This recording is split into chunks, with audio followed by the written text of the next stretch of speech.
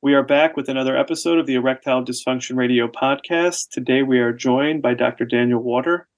Dr. Water is a psychologist and a sex therapist practicing in New Jersey. He is active in the leadership of SSTAR, ASECT, SMSNA, and ISWISH, all leading national organizations in the sexual health and sex therapy space. Dr. Water has held both academic and clinical positions in a number of different settings over the years. We are very happy to have Dr. Water join us today. Thank you. Very happy to be here. Now, in this podcast, we spend a lot of time talking about the complexity of erectile dysfunction, primarily focusing on the causes, as well as the causes of other sexual health challenges. We don't often get the opportunity to speak about how these issues are addressed from a psychological standpoint. Dr. Water is a seasoned sex therapist who has treated many people with sexual dysfunction. So today we want to lean on his expertise and explore how erectile dysfunction is addressed using psychotherapy. So to get us started, Dr. Water, is anything in your background that I didn't mention in the intro? And if you could just tell us a little bit about your clinical practice in particular, that would be very helpful. Sure. I think if there was just anything that you didn't mention that would be significant is that I've been practicing sex therapy and psychology now for almost 40 years. And during those 40 years, I have worked with literally hundreds and hundreds and hundreds of men suffering from erectile dysfunction. And one of the things that has struck me really from the beginning is just the depth of despair that so many of these men feel. And so, anyone who does this work, I'm sure, has sat with men who describe feeling broken and not whole and less of a man.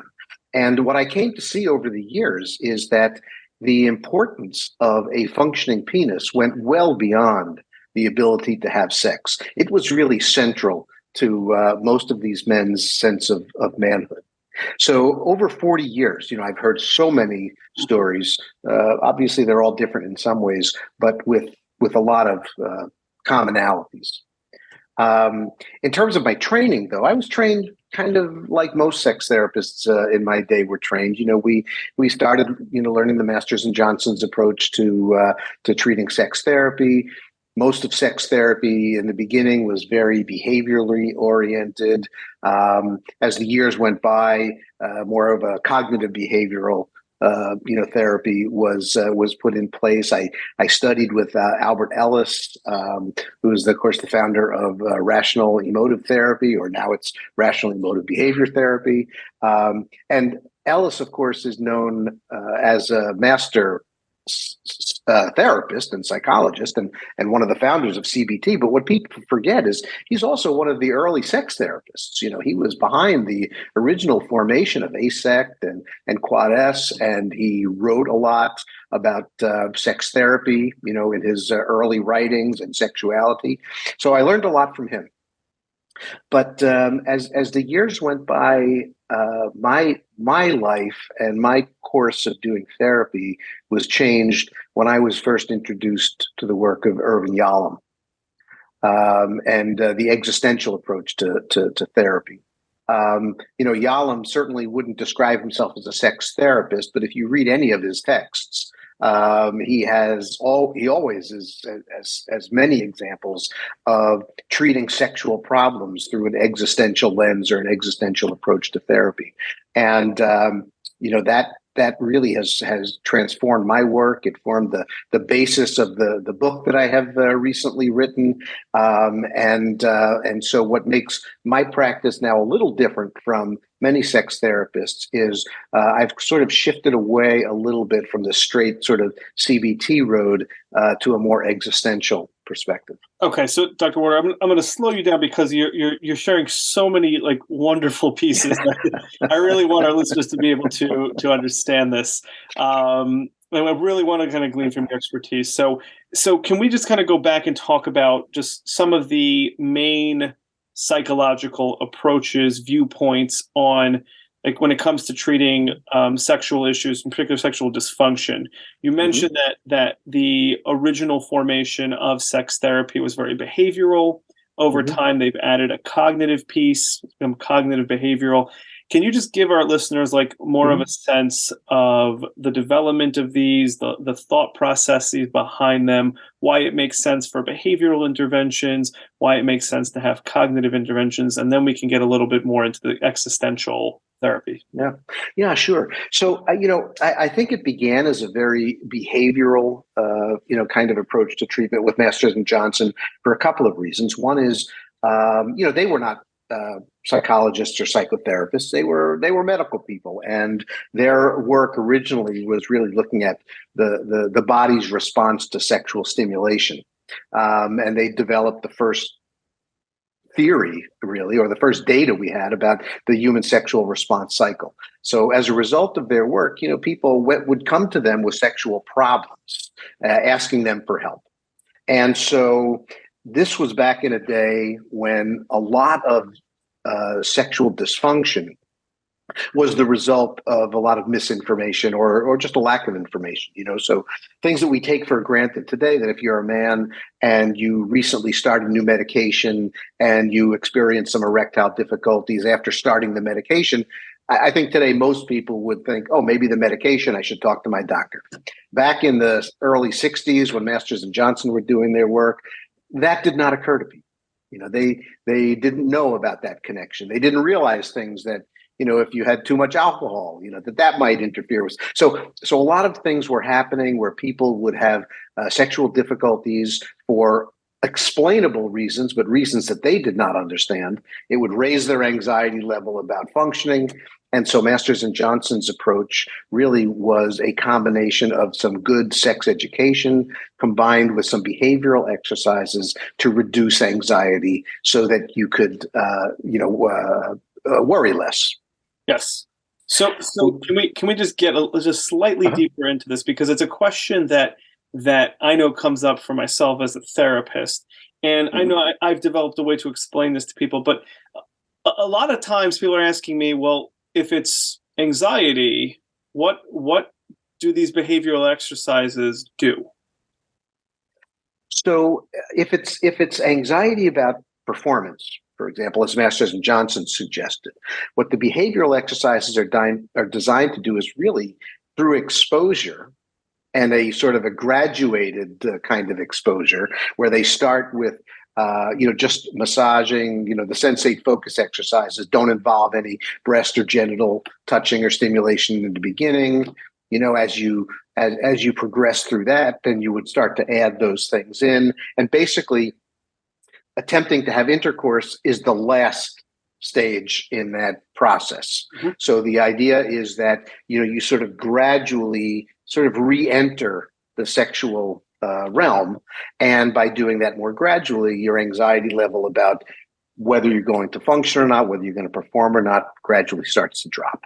So if we're thinking in a very anxious manner, by engaging in the activity, let's say that we're afraid isn't going to work, and we see that we have an experience where it doesn't go quite as bad as we thought it were, and we see that starts to help kind of take down the anxiety, take down the anxious thinking, and then little by little through that exposure, the anxiety just lessens in intensity and hopefully leading to better outcomes. That is what Masters and Johnson believed, and that is what turned out to be the case from the people that they were working with. Yeah. Okay. Now we'll kind of progress over into the Albert Ellis realm. When we're adding the cognitive side of the therapy, what does that mean? So what then started to happen is, as sex education got better and people had access to more sex information, we weren't really seeing so many of those cases where men would have erectile dysfunction because of, medication or alcohol or something, and then panic about it because they would have a much better idea of what maybe that was related to. So the cases that we started to see were more complex, were more psychologically complex. And so the cognitive element, or the cognitive behavioral element, really started to come into it when we were doing really more of a psychotherapy as opposed to more of a psycho-ed and some behavioral exercises. So part of the things that the cognitive behaviorists would look at are not just what were you feeling, but also what were your thoughts? What were you telling? What was what the CBT therapist would call self-talk? And so part of what was fueling that anxiety was the self-talk about not only I'm afraid I won't function, but if you approach it from Albert Ellis's standpoint, for example, it would be sort of catastrophizing about not being able to function. In other words, I'm afraid I won't be able to function, and that would be awful. That would be terrible. That would be a disaster, And so by sort of, having these sort of exaggerated negative cognitions, your anxiety level would then spike even higher. And that continued level of anxiety would maintain the dysfunction. So the cognitive behaviorists, they would add some behavioral homework assignments, Sure. But a big component of those exercises was also recognizing and challenging the thoughts that were going through your mind and coming up with more sort of rational assessments. It would be unfortunate if I had a sexual problem, but it wouldn't be catastrophic. In other words, again, another angle, another approach to really kind of helping that anxiety tamper down over time, ultimately hopefully leading to better outcomes, because anxiety seems to be a very unhelpful element when it is present for sexual function. So these were like two of the primary approaches. Right. And I would say that the second approach, the cognitive behavioral approach, is probably the mainstream of sex therapy even today. It's continued. People have added in, the next wave of cognitive therapy, which would include mindfulness and some of those. So it's evolved. And I think it's pretty safe to say that it is probably the most dominant form of sex therapy practice today. Yeah, you're saying, in other words, the general direction of a combination of cognitive, behavioral, and then sometimes using mindfulness or other emotionally regulating activities or therapeutic interventions seems to be the predominant approach to sexual dysfunction, and in particular to psychological or psychogenic erectile dysfunction. Now, just mention on the side, there also is relational therapy, which is something that can be done as an adjunct depending on the etiology, the causes, or the types of anxiety that people are experiencing leading to sexual dysfunction. But a lot of that would tie back into a cognitive behavioral or emotional regulation type approach in a couple's context. Yes, I think that's accurate. Yeah. Okay, so with such a great overview, Dr. Ward, let's kind of get toward existential therapy. So first and foremost, can you tell us just what is existential philosophy and how that ties into existential therapy? So this is the work that I've been doing now for the last many years. So I have moved away a bit from the traditional CBT approach to doing sex therapy, and have really been influenced by the existential model and the existential lens, and it creates a very different approach than the traditional approach. So, what makes something existential? There are probably many differences. There are probably many different definitions of existential, but from a psychotherapy standpoint, really what we're looking at is something. An existential threat is a threat to one's existence. So something that threatens your world as you know it, something that threatens your existence could be, literally in terms of mortality, but a lot of times it's not really the mortality piece. It's just it threatens my safety. I feel like I am in an unsafe situation. And so the way that impacts sex therapy is I have challenged the concept that performance anxiety is a significant etiological factor in sexual dysfunction. I do think that performance anxiety may have something to do with the maintenance of erectile dysfunction, but I don't believe that that's what causes it. And the reason I say that is because so many of the men that I've worked with and so many of the couples that I've worked with will report a long history of successful sexual interactions between the two of them. Mm-hmm. And then things change. And, they're always baffled as to why. But it seems to me that if you are in a relationship with somebody, and let's just, arbitrarily say, 2 years, and over those 2 years, you have regular sexual contact and intercourse is without problem, why would you start to worry about performance now? Why would you start to worry about performance with someone who you know, who you're familiar with, who you're comfortable with, and who you've had lots of success with? And this was really the most common pattern that I was seeing in my practice. So I started to look a little bit more carefully into, so what's going on here, right? And so what I developed was this idea from existential therapy that the penis speaks, that the penis is really a conduit of male emotion. And the way the penis speaks is that if we have suffered relational trauma, if we find ourselves in a situation that triggers that relational trauma, what better way to protect yourself than by sexual distancing, a sexual shutdown? So, for example, one of the things that I have started to look for and have found in so many of the cases of erectile dysfunction that I've worked with is that the erectile dysfunction occurs following what I call a relationship deepening event. So in other words, you will often hear cases of people who say, sex was fine, and then we got married, and I couldn't keep an erection. Sex was fine, and then we moved in together. Sex was fine, and then we got engaged, or something like that. There was a relationship deepening event, which if you have had early, especially non-sexual relational trauma in your life, like abandonment when you were young, or rejection or neglect or something like that, when a relationship deepens, your vulnerability increases. In other words, I am now in a position where I can be hurt.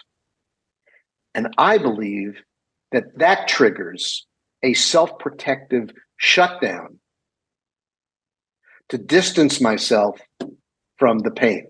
And if you like, I can actually read a short vignette about a case that describes this phenomenon. Yes, that would be. Do we have time for that? Yes, let's do that.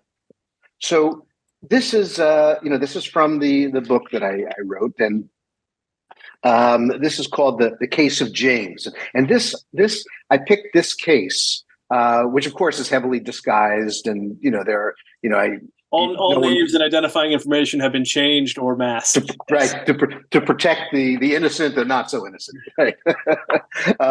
So everything has been masked like that. But I picked this one because I thought it illustrated this concept of the way an existential sex therapist would view erectile dysfunction. So James was a 53-year-old married heterosexual man who came to see me for erectile dysfunction. He was referred by his urologist, who was quite certain that James's sexual difficulties were psychological in nature. James had recently married for the third time following 2 unwanted divorces. He reported that he had never experienced erectile difficulties before, and he and his current wife had enjoyed a very nice, spontaneous sex life for the 4 years that they had dated before marriage. To the surprise of them both, James was unable to maintain penile erection on their honeymoon. That was 2 years ago, and James's erectile difficulties continued. I want to interrupt the story for just a second to also say that one of the things that I have noticed that made me think more about this is that most of the men that I work with erectile dysfunction, assuming that there's not a medical cause or problem, they will report very little difficulty getting erect. They can keep erections for a long period of time. They can keep an erection through foreplay. But as soon as they're about to have penetration or shortly thereafter, that's when the erection fades. So it keyed me in that there's something that happens at the time of penetration that is really what's dysregulating. Yeah. So, by way of history, James reported that he married his first wife while they were both college students. He recalls being madly in love with his wife and enjoyed married life greatly. However, after approximately 3 years of marriage, James came home unexpectedly one afternoon and found his wife in bed having sex with one of her coworkers.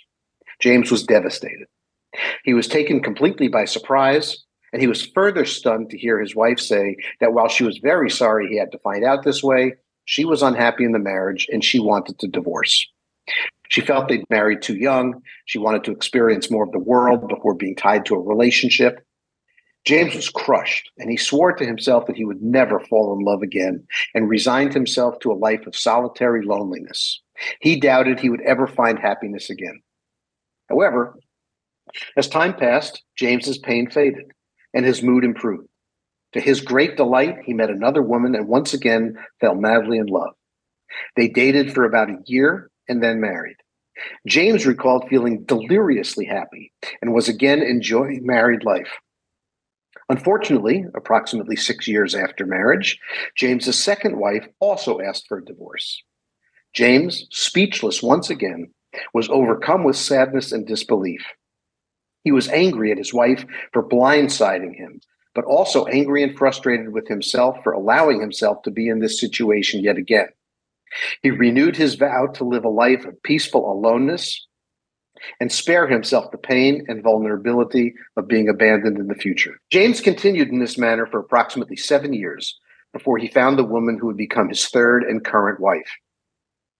James's current wife was a coworker who helped bring him out of his depressed state, and he unexpectedly found himself falling in love yet again.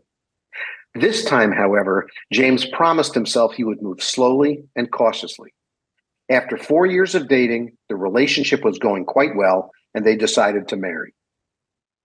James was very pleased to have another chance at love and happiness, and he eagerly anticipated the wedding date. As mentioned above, sex for the couple was effortless, frequent, and satisfying. However, on the first night of their honeymoon, James, for the first time in his adult life, was unable to maintain penile erection.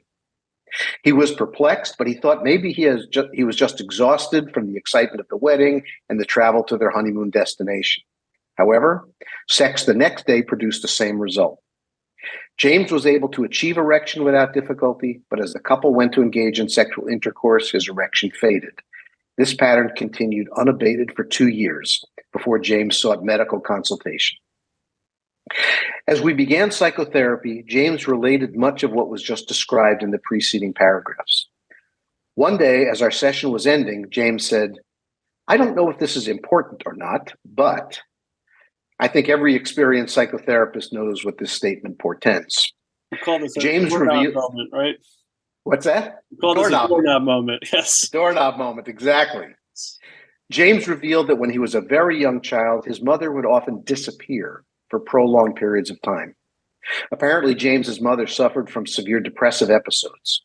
This was in an era before the current wave of antidepressant medications and the interference of health insurance companies pushing for short hospital stays. As a result, James's mother was hospitalized for her depression on several occasions, many lasting for weeks or months. James recalled being a toddler and wandering from room to room in search of his mother.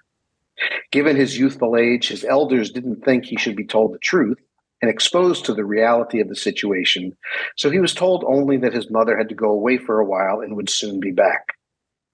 James recollects this as being a very frightening time, and he often cried in anguish, fearing he would never see his mother again. James was baffled as to what was causing his erectile shutdown, but this picture was becoming increasingly clear to me. James's penis was speaking to him, but he wasn't understanding the message. Often the primary task in sex therapy with men is helping the man understand the significance or meaning of what his penis is attempting to alert him to. This is what sex therapists sometimes refer to as penis wisdom. The concept of penis wisdom suggests that there are times when the penis, representing messages generated in the unconscious, perceives a danger that the conscious mind is unaware of. When this occurs, the force of the unconscious will overpower the wishes of the conscious. The result is a sexual shutdown that is designed to protect the man from a potentially threatening situation. So, to me, what you see in a case like that is the sexual difficulties began following a relationship deepening event. That's when James felt his existence was threatened, in a sense. In other words, his original trauma, which was the depression episodes of his mother, which was reinforced by the abandonment from his first two wives. Then he marries this other woman, and his protective unconscious is essentially saying to him, I can't let you do this again. Because he had not dealt with or really even acknowledged the early childhood trauma. So the therapy now starts to focus less on restoring erectile ability, like traditional sex therapy would do with their homework exercises, and works on helping to resolve the trauma so that the protective unconscious doesn't feel the need to protect him anymore, and he can go back to functioning the way he was before he felt like he was in a threatening situation. Okay, so Dr. Wars, I mean, this is it's so fascinating when you talk about this. So I couldn't agree more that there's a general misconception out there that when we talk about psychogenic ED, we talk about like there being a psychological cause, there is a tendency to just assume everything is performance anxiety. And this is a great example where it's not performance anxiety. He's performing perfectly fine. Now, in this context, in this context, you're talking about a relationship deepening event. But I'm wondering, because there are all sorts of manifestations that I've seen, I'm sure that you've seen over the years, where sometimes it almost defies any pattern or logic. Other times, though, there are men who are experiencing this psychogenic ED in any relationship at the beginning, at the onset, without really a deepening type of event. So oftentimes I distinguish just between performance anxiety and what I call relational anxiety, that there are all kinds of relational traumas out there that people have. And I guess where this becomes like therapeutic semantics a little bit, what really is the difference between what CBT would call a core belief that develops over time, let's say from experience? So let's say in the case of James, he had this experience where he walked in, his wife was committing infidelity, and then informed him that she just hasn't been satisfied. Another relationship ended in a surprise divorce. How do we distinguish between what CBT would call a developed core belief that if I get too deep in, I'm going to get hurt?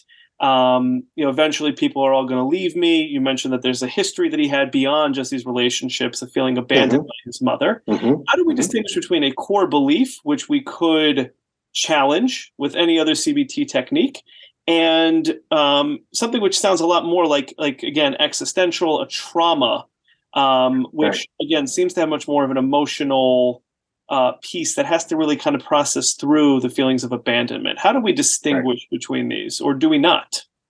Well, it's an excellent question, and I think that it kind of reminds us of the fact that if there was one way to do this, we'd all be doing it the same way. Yeah. Right. So, people are different. People respond to different things. People respond to different kinds of treatment. And I believe that people have erectile difficulties for countless reasons, right? But to answer your question specifically, the way I would distinguish between those is both the core belief that CBT would look at and the sort of existential anxiety that an existential therapist would look at. Both represent some threats to one's safety, right? The primary difference is that, at least from my understanding of it, when we're talking about a core belief, we're talking about something that is relatively easily accessed consciously. The existential anxiety is really the result of a repressed or unacknowledged trauma. And so part of the therapy is actually identifying the core belief and bringing it to the surface so that then it can be dealt with. So it's again, in so much psychotherapy, there's so much overlap. And one of the things that Yalom talks about when he talks about existential approaches is he really talks about what he calls an existential lens, which means that existential principles can work very nicely with a CBT therapist. They're not really that separate. You can apply existential principles and existential ideas and philosophies to CBT. I mean, they're certainly not. They're not mutually exclusive. They are definitely not mutually exclusive. Yeah, and even Albert Ellis. One of his earliest books was called Humanistic Psychotherapy. He had a lot of existential beliefs and ideas that went into the development of RET. Yeah. Now, I haven't studied existential philosophy at length.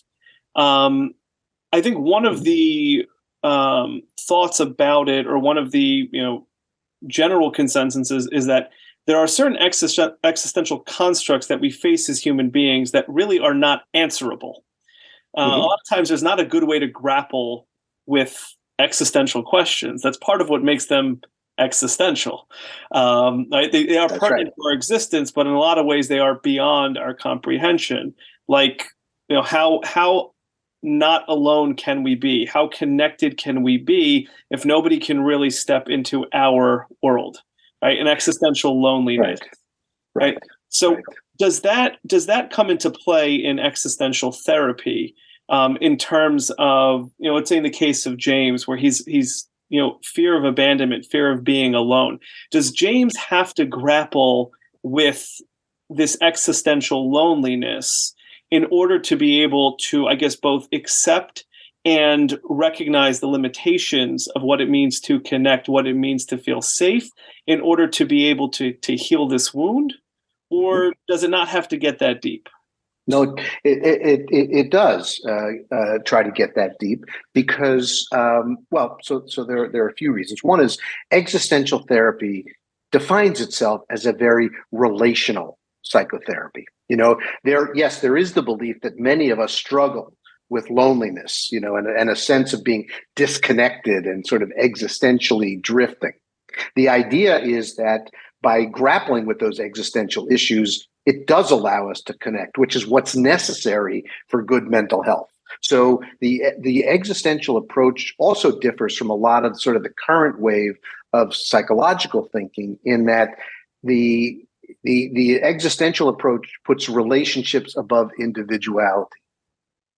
So as opposed to, if you just sort of scan the self-help bookshelves, these days, you'll see lots of books about, you can't hurt me, I can be the best this, improving myself, all that kind of stuff. And the existential approach is really the opposite. It's about, we share this world together. We need to work on being connected and shared social living and shared responsibility for each other's lives and happiness. Yeah. So as a relational therapist, I couldn't agree more. I think we are wired for connection. I think it's great when people can self-regulate to be able to connect better. But I definitely can appreciate that. So it sounds like, Dr. Warder, from your perspective, existential issues are oftentimes present. Maybe it doesn't account for every situation, but in many instances, the healing process for psychogenic erectile dysfunction, which most commonly is seen with this discrepancy between what people are able to do in a relationship and what they can do on their own, and where exactly things are going on in relationships. Sounds like it's a pretty common phenomenon. Now, one of the appeals and advantages, I think, of a CBT approach, at least as CBT comes packaged, so to speak, is that it is at least marketed as, or defined as, something which is a time-limited, short-term approach, which I think is very, very appealing when it comes to therapy, wanting particular outcomes. Now, existential therapy certainly was not developed in the insurance world that we live in, as you mentioned. That's for sure. So, the idea of, a 15-session protocol, a 20-session protocol for existential therapy almost sounds antithetical to the process. So can you share just a little bit with our listeners what the process is like? And, should a man who's experiencing ED and it has its existential roots, should they expect to be in therapy long-term to really be able to resolve and get themselves to a better place? Or can results on the sexual front begin to be seen earlier on in the process, even if they want to continue, let's say, layering down and leveling down into the deeper parts? Yeah, so that's a very interesting question, and I'm going to answer that today differently than I would have a year ago. And the reason I say that is I've been very lucky to have a lot of conversations with Irv Yalom, over the years, and sort of pick his brain a lot and learn about existential approaches. And you're quite right that existential therapy really has its roots in psychodynamic therapies, which tend to not be, quick therapies at all. And I think, Irv Yalom would have said the same thing, that, therapy is really kind of a longer process. But he's been actually, as he's gotten older, he's in his 90s now. And so he's not able to do long-term therapy anymore. And so he started experimenting with single session consultations. And he has been really kind of surprised and pleased that he's finding that in a single session, he's actually able to open up, some of these existential ideas for people that they are then able to kind of follow on their own and start to see some benefit from. Now, is that something that most people are going to be able to do? I don't know. Albert Ellis was great at single sessions too, but that's because that's Albert Ellis and that's Irv Yalom, and there's an expectation going in that, the expert effect, as we say. That's right, the expert effect, exactly. So for me, my therapy is much more long term. I do find that people start to see some improvements in their sexual functioning fairly quickly. And what I mean by fairly quickly, within, 4 to 6 months is not unusual. But most people, they stay in therapy with me for a few years because it's helpful to them. Part of, again, the existential philosophy is that, the penis speaks, right? So it's not like, okay, once my penis starts working, I don't have any more issues to deal with. It has a lot to say, even when it's erect. That's right.